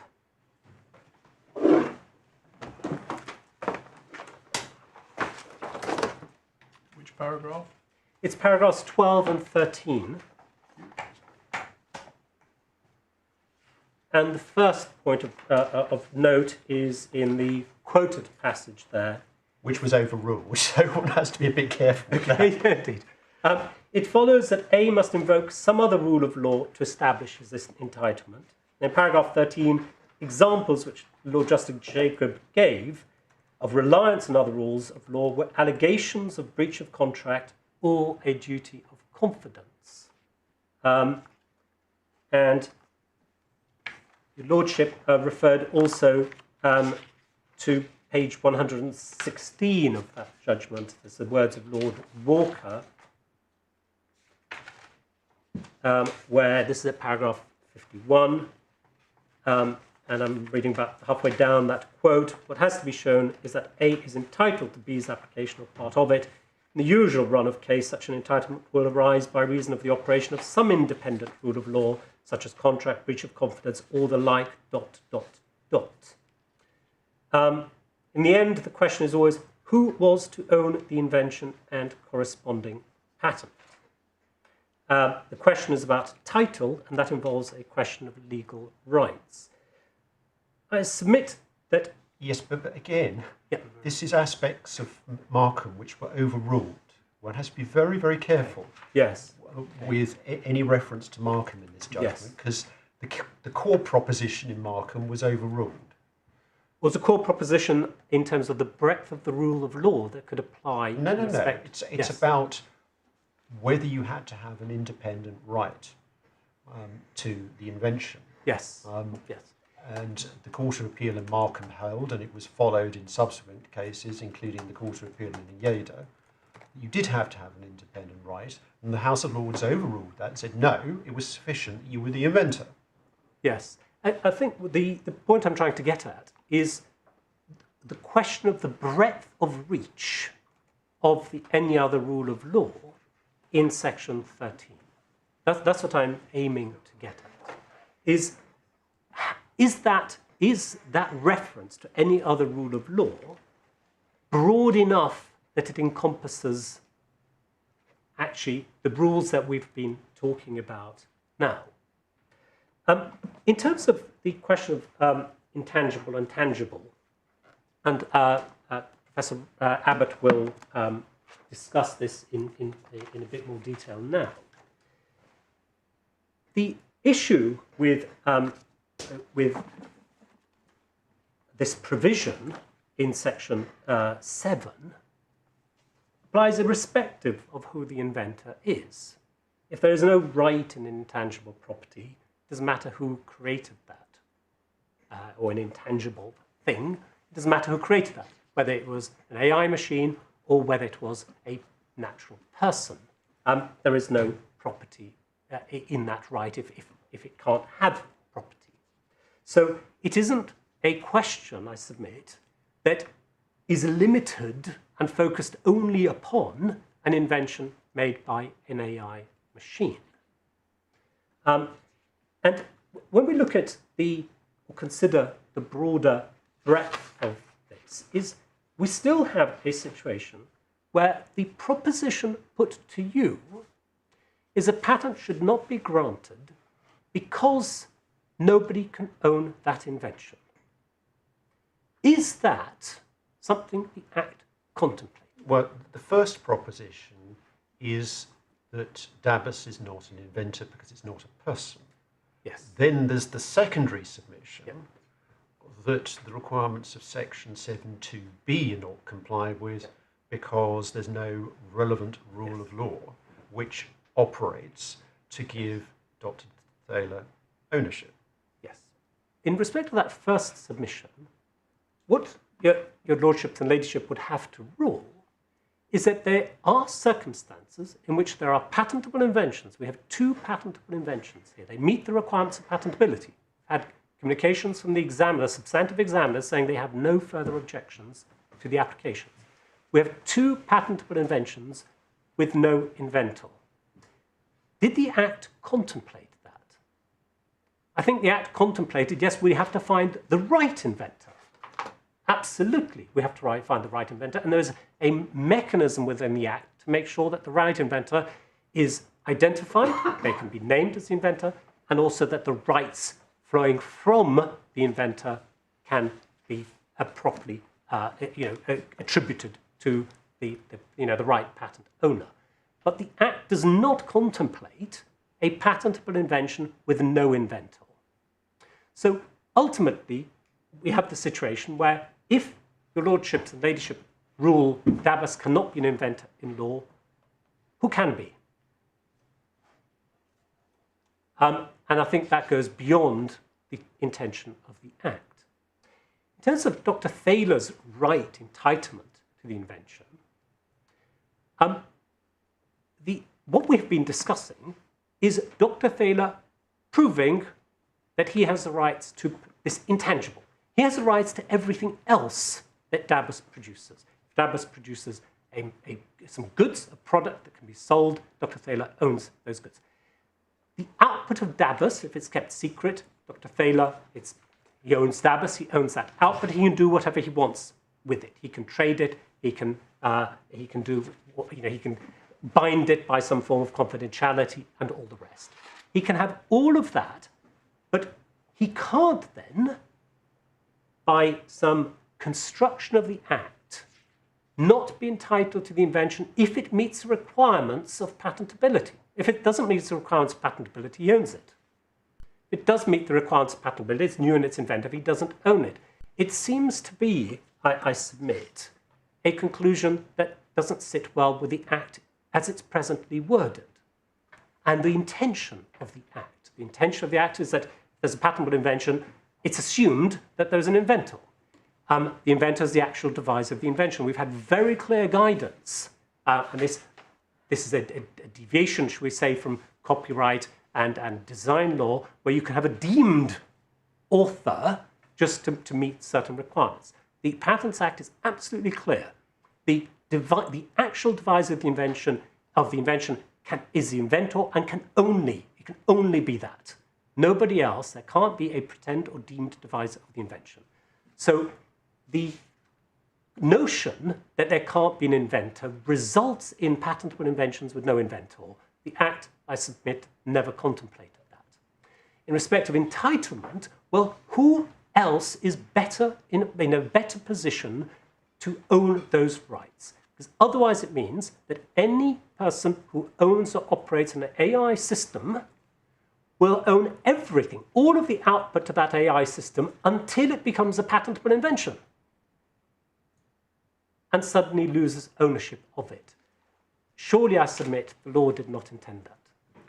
But the intention of Parliament can only be gathered from the words which Parliament has used in the enactment. So there isn't a kind of an abstract intention of the Act that floats free of the words that Parliament's used. So you've got to ground your submissions in the language of the Act.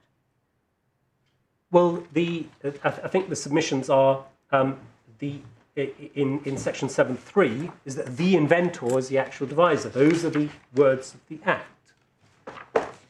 It doesn't say, the Act doesn't say if the deviser of the invention doesn't happen to be a natural person, a human being, then there is no invention. There's no words in the Act that can support that proposition. And so there's the act of, there's the invention. Okay? The invention is a thing that is deemed to be new, patentable, capable of industrial application, not excluded, etc. Okay? That is the invention. And there is a deviser of that invention. The Act doesn't contemplate that there isn't a deviser of that invention. It's actually, obviously, it's accepted in this case that Davis is the deviser of the invention. The inventor is that deviser of the invention. If you rule that the inventor could only be a natural person, surely that decision is that there are patentable inventions, but there is no inventor.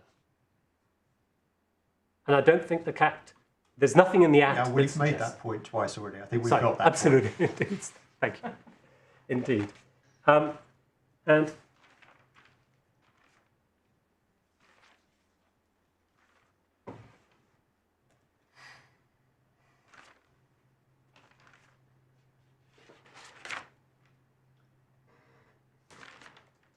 I think, unless Professor Abbott has something to say, Thank you. Thank you. Two brief submissions, Your Lordships and Ladyship. I know it's been a long hearing today. I just wanted to briefly circle back on the analogy concept of the nature of the property right at issue here. And you draw a distinction between tangible and intangible property rights, and it's certainly right there are many different types of property and different rules are associated with all of them. But when you mentioned the non-rivalness of the intangible goods, it was interesting to me because intellectual property rights are largely seen as the solution to the fact that intangible goods are non-rivalrous. Because exactly, you confer a monopoly right in the case of registered rights, or a quasi-monopoly in the case of unregistered rights, precisely for that reason. Well, exactly. And now, if Dr. Thaler has Davis to a 3D printing machine, which makes the device, he can physically possess it, regardless of his ownership rights, and thereby control it. When it makes an invention, and it is disclosed, there's no chance at all that he can claw that back or keep someone from using it. So it is all the more reason that a property right is vital in the case of something that cannot be physically controlled and in the case of intangible property. Now, the Blackstone references to accession or occupancy or first possession, all of which are different common law rules of law based on similar principles, which I was invoking from the Roman times, where, of course, they didn't have 3D printing machines, nevertheless capture these common characteristics of property and ways in which social relationships between people can maximize their value. Right? The question is, do we want someone to be making an AI that makes things, or do we not want to encourage that through the patent system? And in Section 7.2b, and Section 7.2 is a closed list, but Section 7.2b is entirely open. Parliament has invited application of common law when it says, and any other rule of law. Parliament could have, like the European Patent Convention, instead of saying, or any other rule of law, said, when someone is an employee of an employer and in no other circumstance, or only by statute.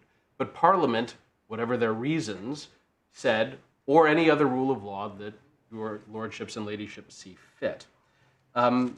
Just to give one comment on that, our learned friend is entirely correct that this is not a universal rule of property. Accession or first possession or occupancy don't govern everything, and he gave the example of a camera whose owner may not own a photograph as against the person who took the photograph. Perhaps if someone stole the camera, there might be some entitlement dispute there. But again, it is not our position that this rule of law is one that has to govern every single relationship involving a property right, just that is the appropriate rule of law here that results in an outcome that is consistent with the objectives of the Patent Act and which is permitted by 7.2b. As to the nature of the property right in question, I think it is, given that there are at least three: a patent is property, a patent application is property, and when section 2b refers to the property rights in an invention, at least it is the chosen action to choose to apply for a patent based on that invention. The same way, if I'm hit by a car, I could choose to apply for compensation, but do not have to. Dr. Thaler may instead choose, if the invention was a computer-implemented invention that could be operated behind a firewall and didn't have to be disclosed and couldn't be reverse engineered, or the formula for Coke, he could choose to keep that separate. And that confidential commercial information may not be per se a property right, but it is another means of treating something that belongs to him, which you didn't like my use of the term quasi-property right, but a set of rights as against the world, at least not to be subject to someone stealing it from him. And so we submit that is the property right at issue, and unless I can say anything further, I would end my submissions here. Thank you very much. Any further questions? Very good. Well, my Lord, I don't wish to make any further submissions, but if I may make a short procedural request. yes. My learned friends have indicated that they intend to put before my Lords and my Lady a document tomorrow. I am very much in the dark about what that document says, so that's why I've reserved my position in relation to it, just because I can't possibly accede to something when I haven't seen it. Of course. The Comptroller's not in the business of trying to keep things out of court. All I would ask is, if that is put before my Lords and my Lady tomorrow, I am in some difficulty tomorrow, and I would ask if I could be permitted until, say, 4 p.m. on Thursday to react to the inclusion of that. Yes, well, I hope, Mr. Gehan and Professor Rabbit, that you will send anything to Dr. Barron first, before you send it to this court, in case there's any objection, to us at least seeing it. On the assumption that that we can at least look at it de bene esse, then Dr. Barron and those instructing him can have the time requested to then put in any comments that may be appropriate, if there are. That's certainly not previewing that there are going to be. I have no idea. But I'm grateful for that, my Lord. Very good. All right. Well, you've all given us a lot to think about. Thank you very much for those submissions. As I indicated earlier, we will be considering our judgment, and when we are ready to give judgment, it will be circulated in draft in the usual way. The purpose of that being, as is well established, to allow you to correct typographical errors, wrong dates and other obvious errors of that kind, but not to re-argue the case. So we will be grateful for notification of all errors of that kind in the draft. We hope that in the light of the draft you will be able to agree a consequential order. If you can't agree a consequential order, then please make brief submissions in writing, and we will deal with the consequential order in writing. I should warn you that it's very unlikely indeed that we will be able to give judgment before the end of this legal term on Friday, and therefore you should not expect it before the beginning of the next legal term in October. I apologise for keeping you in suspense for that long, but that's, I'm afraid, how it is. Davis is very patient. Thank you.